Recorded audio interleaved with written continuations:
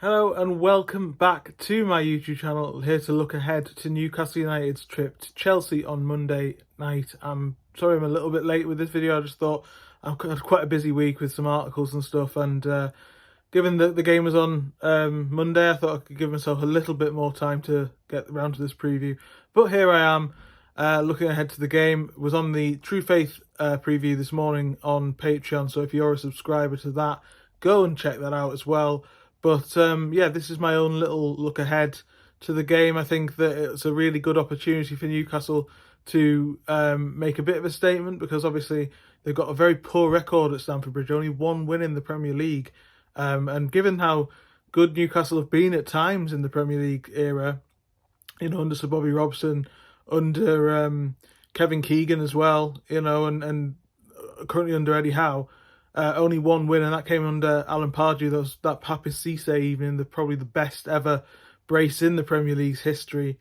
That being the only win is quite damning, really, of how difficult Newcastle have found it to face Chelsea. But this is a Chelsea side that are going through a very difficult season again.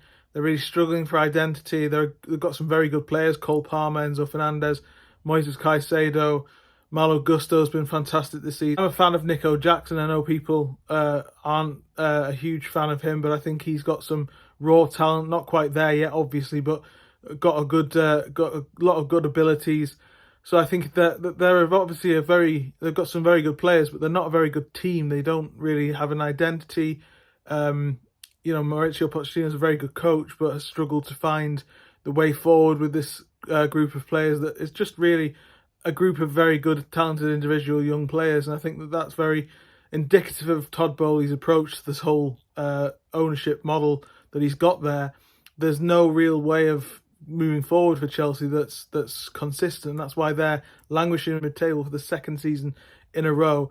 Good opportunity for Newcastle to get a second win at Stamford Bridge, because they are definitely good enough. They're in good form away from home overall in 2024 as well. Obviously, off the back of that victory over Wolves at St James's, again, confidence should be flowing. Injury-wise, it's only Kieran Trippier who is going to miss the game because of a calf injury, freshly anyway. Obviously, Nick Pope and Joe Linton and a couple of others are obviously still out. So Tino Livramento should start at right back. That will at least put to bed the pre-match debate about whether Dan Burn will play, which has obviously been running on for weeks and weeks and weeks now. He'll start at left back. Anthony Gordon will start on the left. He'll be hoping to impress Gareth Southgate ahead of the England squad that's going to be announced in for a couple of weeks' time, and then obviously the Euros as well. I've just bought a couple of tickets for the games at St James's Park in June, so I'm really looking forward to that.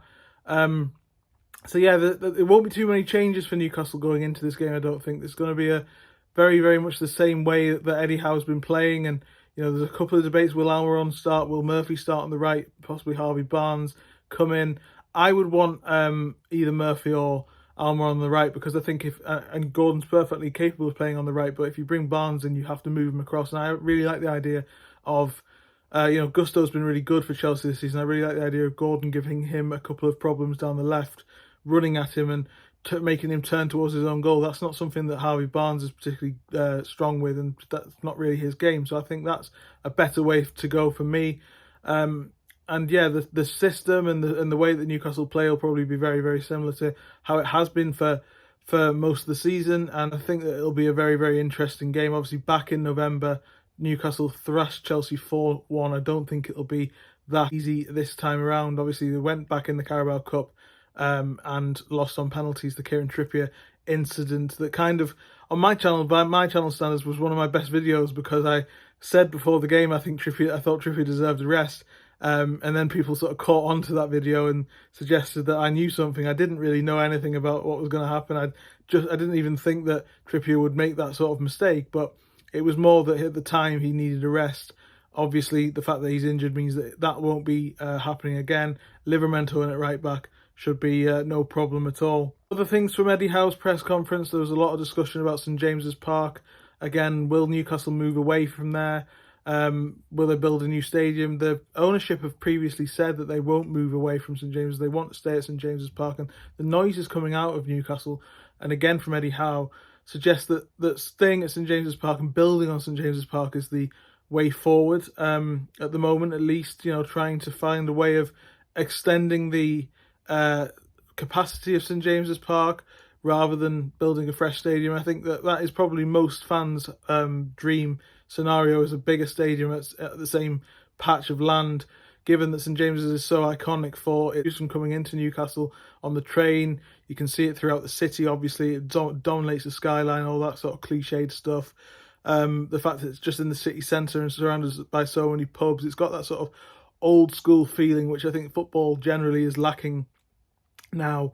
And yeah, so I would prefer them to stay at St James's Park, and I think they'll try and expand the size of it, but it's just whether they can actually manage to do that, because when I was writing my book Black and White Night, and I still have a few copies of that to give away, if you're interested, do DM me on Twitter. I spoke to Sir John Hall, who's the obviously previous owner and chairman of Newcastle United, and he said at the time of rebuilding, of extending, sorry, St James's the last time at the turn of the century, it was very, very difficult to get bigger than 52,000, because listed buildings obviously behind on the Leazes Terrace behind the East Stand made it difficult, and they were only able to extend beyond on the Milburn stand and the stand that is now the Sir John Hall stand. So it is quite difficult to see a way forward at the moment. That's obviously been the discourse, but it seems to me like St James's Park and staying at St James's Park is the immediate hope, and that's, I think, so, and that probably means that any opportunity to move away from St James's Park might not be sort of even considered for the next 5 to 10 years, possibly. It really depends on how far they get with St James's Park and extending it. But do let me know in the comments whether you think Newcastle should move from St James's, whether they should stay. Do you think that it'd be better to have a fresh start with a more modern stadium, going to sort of like seeing what Tottenham have done and Arsenal have done with sort of other, you know, incorporating other entertainment sort of things? Or do you like the sort of rustic and old sort of sense of St James's Park and how it feels like an old football ground, even though it's you know, 50,000 people can fit into it? I think that's a really good balance, and I think that's something I'd love to keep personally. But yes, I think that but that's obviously got a long way to run before anything happens with that, clearly. Thank you very much for joining me on this video, just a short one to preview Chelsea. I'll be back next week. I've got a few really exciting things happening on this channel in the next couple of months. More on that later. But as I say, thank you very much for joining me. Like, share and subscribe, and I'll see you next time. Cheers.